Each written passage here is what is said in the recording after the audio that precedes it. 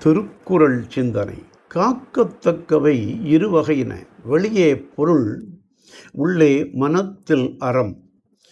கண்ணின் பார்வை, காதின் கேள்வி, மூக்கின் மோப்பம், நாக்கின் பேச்சு, உடலின் தொடு உணர்ச்சி ஆகிய இவை நெறியே காக்கப்பட வேண்டும். காக்காவிட்டால் பாவமும் பழியும் படிய நேர்.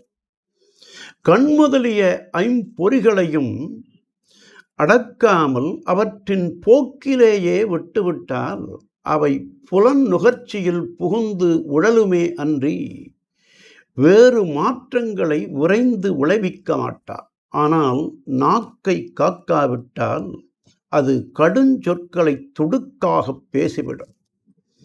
அவ்வாறு பேசினால் எவருமே சீறி சினந்து வெந்துயர் உழைப்பார்கள்.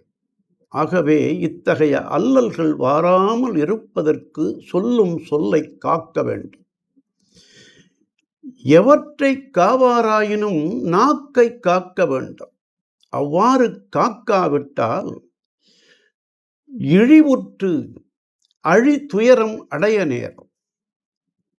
நாக்கு நலமானால் எல்லாம் நலமாகும்.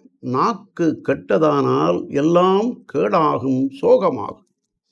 ஆகவே மனித வாழ்க்கை வாக்கால் நடந்து வருகின்றது. வாக்கை, பேச்சை நாக்கு அருள்கின்றது.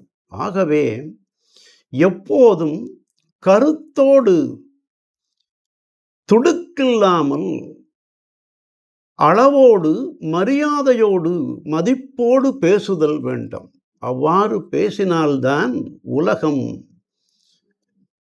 சான்றோர்களாக அவர்களை போற்றும். ஆகவே தெய்வப்புலவர் அடக்கமுடைமை அதிகாரத்தில் யா காவாராயினும் நா காக்க, காவாக்கால் சோகாப்பர் சொல் இழுக்குப்பட்டு என்றார். நாளையும் சிந்தி.